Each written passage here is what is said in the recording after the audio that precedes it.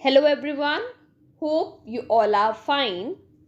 आज हम डिस्कस करने वाले हैं what is accounting in simple terms. इस वीडियो के बाद आपको ये आइडिया हो जाएगा कि अकाउंटिंग क्या होता है, अकाउंटिंग में क्या किया जाता है, क्यों किया जाता है and why it is important. तो चलिए स्टार्ट करते हैं। अगर हम बात करें वन लाइनर की, तो अकाउंटिंग को बोला जाता है लैंग्वेज ऑफ बिजनेस। लैंग्वेज क्या होता है? लैंग्वेज एक मीडियम है जिसके थ्रू हम अपनी बातें एक दूसरे को बोलते हैं। जैसे अगर बात करें इंग्लिश, हिंदी, ये क्या है? लैंग्वेजेस हैं जिससे हम अपनी बात दूसरे पर्सन को बताते हैं। और it works as the mediator, ये मीडिएटर का वर्क करती है। In the same way accounting जो है वो बिजनेस की लैंग्वेज है। देखो, अगर हमें बिजनेस के बारे में कुछ भी जानना है तो वो किसके थ्रू पता लगेगा? अकाउंटिंग के थ्रू। बिजनेस कैसा काम कर रही है, कैसा चल रहा है, क्या अप्स हैं, क्या लेनदारियां हैं, क्या देनदारियां हैं, कुछ भी ये हमें किससे पता लगेगा? अकाउंटिंग से। So basically accounting is the language of business. इसी लाइन से हमें पता लग जाता है कि अगर हमें बिजनेस के बारे में जानना है तो हमें अकाउंटिंग की नॉलेज होना ज़रूरी है। इसका मतलब कि for everyone it is very important to have some basic knowledge of accounting, तभी वो बिजनेस को समझ पाएगा। सो डिस्कस करते हैं कि अकाउंटिंग में हम करते क्या हैं। देखो, कुछ भी किया जाता है उसके पीछे कोई ना कोई रीज़न होता है। तो बेसिकली आज हम कोशिश करेंगे कि हम ये समझें कि अकाउंटिंग में हम क्या क्या करते हैं और उनके पीछे रीजंस क्या क्या होते हैं। तो चलिए स्टार्ट करते हैं। अगर हम बात करें डेफिनेशन ऑफ अकाउंटिंग, जो कि आपने बहुत बार सुनी होगी, that is according to American Institute of Certified Public Accountants. ये अकाउंटिंग के बारे में कुछ बोलते हैं। Accounting is the art of recording, classifying and summarising in a significant manner and in terms of money transactions and events which are in part at least of financial character and interpreting the result thereof. This is the definition of accounting. But now we have to understand कि जो भी इसमें लिखा हुआ है, जो भी इसमें स्टेप्स लिखे हुए हैं, वो क्यों किए जाते हैं, कैसे किए जाते हैं और कहाँ किए जाते हैं। तो चलिए डिस्कस करते हैं। अगर हम बात करें अकाउंटिंग इज़ द आर्ट, पहले तो ये है कि अकाउंटिंग एक कला है और इस कला में हम करते क्या है। देखो, नाम से क्लियर है, accounting. Counting means numbers. Basically accounts में हम नंबर्स के साथ खेलने वाले हैं। Will play with numbers. और अकाउंटिंग में इंटरेस्ट उसी का बैठेगा जिसको नंबर्स के साथ खेलना और बेसिकली चीज़ों के पीछे का रीज़न समझना अच्छा लगता है। तो बेसिकली देखो, नेम से clear, accounting is all about counting. यहाँ पे हम नंबर्स की बात करने वाले हैं, यहाँ पे हम मनी की बात करने वाले हैं। ओके, तो बेसिकली एक कला है। देखो, नंबर्स के साथ खेलना एक कला है, ठीक है, ऑफ रिकॉर्डिंग। इसमें हम करते क्या हैं? Recording, classifying and summarising in a significant manner. एक अच्छे तरीके से रिकॉर्डिंग करते हैं, क्लासिफाइंग करते हैं, समराइजिंग करते हैं। But now the question is, ये क्या है रिकॉर्डिंग, क्लासिफाइंग एंड समराइजिंग? देखो, हर एक चीज़ की कोई ना कोई इंपॉर्टेंस तो होती है। हमने बात कर ली कि ये होता है, बट क्यों होता है, रीज़न क्या है? As you all know, necessity is the mother of invention. देखो, कुछ ना कुछ प्रॉब्लम फेस की होगी तभी अकाउंटिंग आया होगा और उसमें हम ये सब करते होंगे। तो बेसिकली अगर हम बात करें, पहली प्रॉब्लम जो बिजनेसेस को फेस करनी पड़ी, अगर हम बात करें, suppose you are having a business, आपका एक बिजनेस है, सपोज कपड़े का बिजनेस है, ठीक है। और अब देखो, अगर एक कपड़े के बिजनेस में मान लें, अगर हम कंज्यूम करते हैं कि आपका अच्छा बिजनेस है, तो आप दिन में मतलब बहुत अच्छी सेल्स कर लेते हो। फॉर एग्जाम्पल अगर हम मान लें तो 120 सेल आपने कर ली, कुछ कैश में करी और कुछ मतलब कुछ नगद में करी और कुछ उधार पे करी। तो कैश में भी हो सकती हैं और उधार को हम क्या बोलते हैं, क्रेडिट में भी हो सकती हैं। तो आपने इतनी सारी करी, आपने सप्लायर से सामान मंगवाया, आपने फिर उसको पैसे दिए और कुछ पैसे अभी उसके बकाया हैं, तो बहुत सारी चीज़ें होती हैं। तो क्या आपको लगता है कि इतनी सारी चीज़ें एक जो मालिक है, आप अगर हो तो आप रिमाइंड कर सकते हो, आप अपने मेमोरी में स्टोर कर सकते हो, आप याद रख सकते हो? The answer is no. और अगर स्टोर कर भी सकते हो, मतलब अगर मेमोरी में रख भी सकते हो, तो वो कुछ कुछ ट्रांजेक्शन रख पाओगे और उसको टाइमली रिकॉल करना, एकदम याद आना थोड़ा सा डिफिकल्ट होता है, क्योंकि कई बार ऐसा होता है हमसे कोई चीज़ पूछता है, हमें याद तो आता है बट थोड़ी देर बाद आता है, जिसका फ़ायदा नहीं होता। तो अगर आपसे कोई पूछे कि आपने कितनी सेल्स करी कैश पे, कितनी क्रेडिट पे, तो आप बता ही नहीं पाओगे, क्योंकि it is difficult for a human mind के लिए डिफ़िकल्ट है कि वो सारा कुछ स्टोर कर सके। तो अब क्या किया जाए? अगर आप देखो, अगर आपको याद नहीं रहता तो सिंपल सी चीज़ है, लिखना पड़ेगा उसको। तो पहले हमने जो अकाउंटिंग की स्टार्टिंग हुई वो यही हुई कि हमें लिखना पड़ेगा, क्योंकि एक ह्यूमन माइंड के लिए पॉसिबल नहीं है कि सारी लेन देन को हम अपने माइंड में स्टोर कर सकें, तो हमें लिखना है। तो लिखना मतलब बेसिकली रिकॉर्ड करना। तो first part of accounting is recording. तो अब लिखना है, यानी जो भी ट्रांजेक्शन्स हो रही हैं उसको हमें लिखते रहना है।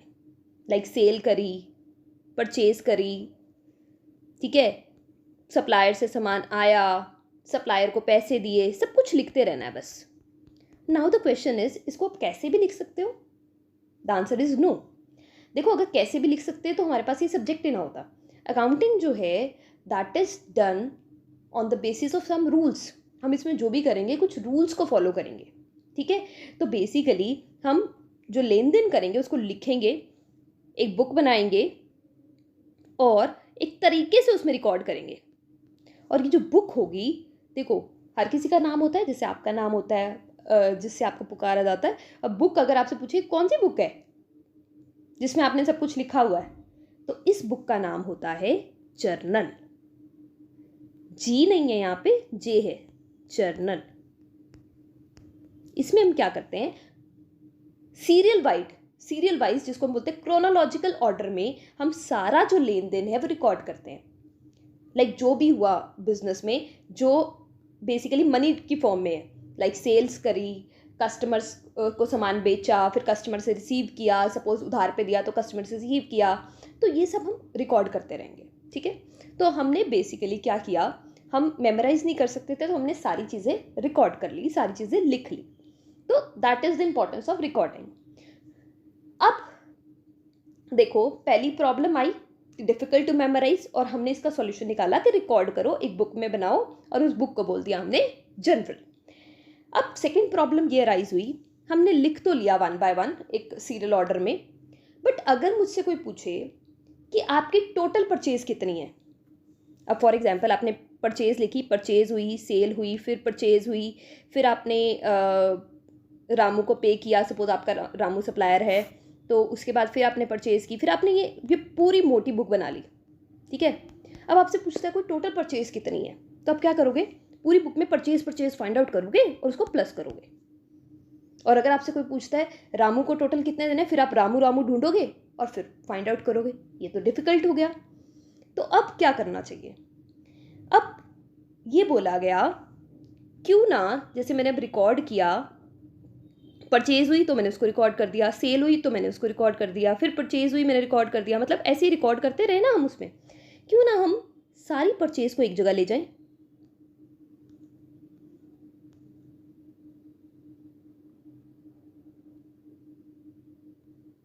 और सारी सेल को एक जगह ले जाएं, सारी सेल को एक जगह ले जाएं, सारी परचेज को एक जगह ले जाएं, सारे रामू रामू वालों को एक जगह ले जाए, सारे कैश वालों को एक जगह ले जाए, तो क्या हमें पता नहीं लग जाएगा कि टोटल परचेज कितनी है, टोटल सेल्स कितनी है, टोटल कैश कितना है, रामू को कितना देना है, जो भी हमारा सप्लायर है, दूसरा कोई सप्लायर है तो उससे कितना लिया, कितना दिया, सब पता लग जाएगा। देखो, रिकॉर्डिंग से हमें ये तो पता लगा कि इस दिन को ये ट्रांजेक्शन हुई, बट टोटल, अगर मैं टोटल परचेज बोलूँ, टोटल सेल बोलूँ, टोटल रामू को कितना दिया, टोटल शामू है या कुछ भी है, तो टोटल नहीं पता मुझे, टोटल बैलेंस नहीं पता। तो टोटल बैलेंस पता करने के लिए मुझे क्या करनी पड़ेगी, ग्रुपिंग। क्या करनी पड़ेगी, ग्रुपिंग। मैंने बोला ना एक जगह आपको रखना पड़ेगा। तो ग्रुपिंग का एक और सिनोनियम होता है, दैट इज क्लासीफाइंग। क्लासीफाइंग में हमने क्या किया, क्लासीफाइंग में हमने सारी जो ट्रांजेक्शन्स लिखी थी उसमें से छांट छांट के जो एक जैसी है ना, जैसे परचेज जहाँ लिखा है उसको एक डब्बे में डाल दिया, जहाँ सेल लिखा है उसको एक डब्बे में डाल दिया, जहाँ कैश लिखा है उसको एक डब्बे में डाल दिया, तो हमें बैलेंस पता लग गया, टोटल परचेज कितनी है, टोटल सेल कितनी है, टोटल कैश कितना है, ठीक है। सो अब हमने क्या किया, जो एक जैसी हमारे अकाउंट है उसको एक जगह रख दिया ताकि हमें टोटल बैलेंस पता लग जाए। तो नेक्स्ट स्टेप क्या हो गया, क्लासीफाइंग, क्योंकि अब प्रॉब्लम क्या थी, प्रॉब्लम वॉज कि हमें बैलेंसेस चाहिए, हमें टोटल चाहिए, तो वो टोटल निकालने के लिए हमने ग्रुप कर दिया। ठीक है, बेसिकली हुआ क्या, पहले सपोज एक फॉर एग्जांपल एक बोरी है, उसमें आप सारे शेप्स हैं, फॉर एग्जांपल शेप्स डालते गए, सर्कल आया, स्क्वायर आया, रेक्टेंगल आया, सब कुछ डाल दिया आपने। उसके बाद इस स्टेप में बेसिकली आपने क्या किया है, सर्कल सर्कल को एक जगह कर दिया, स्क्वायर स्क्वायर को एक जगह कर दिया, रेक्टेंगल रेक्टेंगल को एक जगह कर दिया, क्योंकि वहाँ पे आपको ये तो पता है कि टोटल कितने हैं, आपको ये नहीं पता कि टोटल सर्कल्स कितने हैं, टोटल स्क्वायर्स कितने हैं, टोटल रेक्टेंगल्स कितने हैं। तो इसको बोलते हैं ग्रुपिंग। तो ग्रुपिंग से देखो चीज़ें सॉर्ट हो जाती हैं थोड़ी। तो नेक्स्ट लेवल पे हमने चीज़ें सॉर्ट कर ली। तो क्लासिफिकेशन मीन्स ट्रांजेक्शन्स और entry of one nature are grouped under one account. अब यहाँ पे हम जो लेन देन है उसको एक जैसे जो ट्रांजेक्शन्स हैं उसको ग्रुप कर रहे हैं। ठीक है, और ये जो हम ग्रुपिंग करते हैं उसके लिए जो हम बुक बनाते हैं, जैसे हमने जो रिकॉर्डिंग की उसके लिए हमने बुक बनाई, उसको हमने बोला, क्या बोला, वेरी गुड, जनरल। तो ऐसे ये जो बुक बनाई हमने उसको हमने क्या बोला, लेजर। अब इसको भी नाम दे देते हैं ना, ये क्यों रह जाए पीछे। तो पहले जो हमने बुक बनाई उसको हमने नाम दे दिया जनरल, जिसमें हमने सिर्फ लिखा। उसके बाद जब हमने ग्रुपिंग की, जो एक जैसी ट्रांजेक्शन है उसको एक जगह लिखा, उस बुक को हमने बोल दिया लेजर। ठीक है, और लेजर में क्या होता है देखो, ledger is the book contains individual account heads under which all financial transaction of similar nature are collected. Similar nature की जो ट्रांजेक्शन है हमने लिख दी, लाइक सेल सेल है, सेल सेल को एक जगह, परचेज परचेज को एक जगह, कैश कैश को एक जगह। ठीक है, ग्रुपिंग कर दी। Next, summarising. समराइजिंग क्या है, अब ये कौन सी प्रॉब्लम ऐसी आ गई जिसकी वजह से हमें ये करना पड़ा। अब देखो, जैसे आप स्टूडेंट्स हो तो आपको अपना रिजल्ट चाहिए होता है कि मैंने कितना स्कोर किया, परसेंटेज क्या है। वैसे ही बिजनेसमैन को भी तो रिजल्ट चाहिए कि जो वो काम कर रहा है उससे उसको क्या प्रॉफिट और लॉस हुआ, उसकी पोजीशन क्या है, उसकी कितनी लेनदारियां हैं और कितनी देनदारियां हैं मार्केट में। तो ये तो हमें पता लगा ही नहीं पीछे से, मतलब रिकॉर्डिंग में हमने ये पता लग गया कि ये हो गया। क्लासीफाई हमने ग्रुप कर दिया, टोटल परचेज पता लग गई, टोटल सेल पता लगी, टोटल रेंटल पता लग गया, सब कुछ टोटल पता लग गया, पर प्रॉफिट या लॉस वो तो नहीं पता लगा। तो प्रॉफिट और लॉस निकालना है तो कैसे निकलेगा, जब हम जो हमने कमाया यानी रिवेन्यू को कंपेयर करेंगे किससे, एक्सपेंसेस से। अब देखो हमें सारी रिवेन्यू तो पता लग गए कि टोटल रिवेन्यूज कितने हैं, वो हमने ग्रुप करके निकाल लिए, और एक्सपेंसेस भी पता लग गए। अब हमें एक एक एक्सपेंसेस पता लगे, टोटल रिवेन्यू नहीं पता लगे, तो हम क्या करेंगे, जितनी भी रिवेन्यूज है ना, लाइक फॉर एग्जांपल हमें कमीशन से पैसा मिला, हमें सेल से पैसा मिला, सब कुछ लिख के और जो भी हमारे खर्चे हुए हैं वो लिख के फिर हम क्या निकालेंगे, प्रॉफिट और लॉस। यही है हमारे अकाउंटिंग का मेन ऑब्जेक्टिव। हर एक बिजनेस ये जानना चाहता है कि वो प्रॉफिट और लॉस कितना कमा रहा है और उसकी पोजीशन क्या है, यानी उसके एसेट्स कितने हैं, उसकी लाइबिलिटीज़ कितनी हैं। वो आगे आपको मतलब एसेट्स मतलब प्रॉपर्टीज़ और लाइबिलिटीज़ मतलब देनदारियाँ। तो लेनदारियाँ कितनी हैं, देनदारियाँ कितनी हैं, तो ये किससे पता लगती हैं, समराइजिंग से। तो समराइजिंग क्या है, बेसिकली जो हमने क्लासिफाइड डेटा निकाला, जो हमने रिवेन्यूज़ का टोटल निकाला, उसको और थोड़ा सटीक वे में रखना और प्रॉफिट और लॉस निकालना। ठीक है, तो इसमें हम क्या निकालते हैं, trading and profit and loss account and balance sheet. और इसके पहले हम क्या करते हैं, एक पेज पे सारे बैलेंसेस को लिख लेते हैं जो हमने क्लासिफिकेशन में निकाला, और उस बैलेंस को बोलते हैं हम ट्रायल बैलेंस। फिर इसकी हेल्प से ये बनता है। बस इतना समझना है कि यहाँ से हमें प्रॉफिट या लॉस और पोजीशन पता लगती है। प्रॉफिट एंड लॉस और पोजीशन कौन बताता है, बैलेंस शीट, जिसमें आती हैं आपकी लेनदारियाँ और देनदारियाँ, जिसको हम एसेट्स और लाइबिलिटीज़ बोलते हैं, जो आप आगे करोगे। ठीक है, प्रॉफिट एंड लॉस अकाउंट है कलेक्टिवली नोन एज इसको फाइनेंशियल स्टेटमेंट्स, ये आपको आगे पता लग जाएगा। तो बेसिकली हमने अभी सीखा कि हम सबसे पहले क्या करते हैं, रिकॉर्डिंग, फिर क्या करते हैं, क्लासीफाइंग, फिर क्या करते हैं, समराइजिंग। अब देखो रिकॉर्डिंग में हमने बहुत बड़ी बुक बनाई जिसमें हमने रिकॉर्ड कर दिया। अब क्लासीफिकेशन में वो बुक थोड़ी छोटी हो गई क्योंकि हमने ग्रुप कर दिया चीज़ों को। आप सोचो ना, एक बोरी में जब सारी चीज़ें मिक्स पड़ी हैं, फिर अब आपने क्लासीफाई कर दिया उसको, तो ऑब्वियसली वो थोड़ी छोटी हो जाएगी। फिर समराइजिंग में हमने क्या किया, एक दो पेजेस पे बस सारे बैलेंसेस लिख के प्रॉफिट और लॉस निकाल लिया। ठीक है, समराइज का मतलब वैसे भी यही होता है कि जो हमने किया अब तक, जो हमने रिकॉर्डिंग की, जो क्लासीफाइंग की, उसको समराइज कर दिया, एक दो पेजेस पे ले आए उसको। ठीक है। उसके बाद देखो, जब हम निकाल लेते हैं प्रॉफिट और लॉस, उसके बाद इंटरप्रेट भी करते हैं कि क्या रिजल्ट है, कि क्या हमारा हमारा क्या पोजीशन ठीक दिखा रहा है बिजनेस या नहीं दिखा रहा। तो वो इंटरप्रेट का मतलब है रिजल्ट निकालना उससे। तो बेसिकली ये भी एक स्टेप होता है। तो बेसिकली पहले हमने प्रिपेयर की जनरल, फिर हमने प्रिपेयर की लेजर, फिर हमने प्रिपेयर किया फाइनेंशियल स्टेटमेंट। जनरल मोटी बनेगी, फिर लेजर और फाइनेंशियल स्टेटमेंट समराइज है तो वो 1-2 पेजेस में हम बना लेंगे, क्योंकि सारे बैलेंसेस हमें मिल गए। बिल्डिंग कितने की है, एसेट्स, बिल्डिंग टोटल कितनी है, टोटल फर्नीचर कितना है, वो हमने लेजर में निकाल लिया। ठीक है। सो बेसिकली अब इस को दोबारा समझते हैं डेफिनेशन को। Accounting is the art of, इसमें हम क्या करते हैं, रिकॉर्डिंग करते हैं, फिर क्लासीफाई करते हैं and summarising in a significant manner, मतलब एक प्रॉपर तरीके से, and in terms of money. यहाँ पे सिर्फ हम मनी की बात करेंगे। Accounting has no space of non monetary transaction, कोई रूम नहीं है इसके लिए नॉन मॉनिटरी ट्रांजेक्शन के, सिर्फ मनी की बात होगी और फाइनेंशियल ट्रांजेक्शन्स की बात होगी। ठीक है।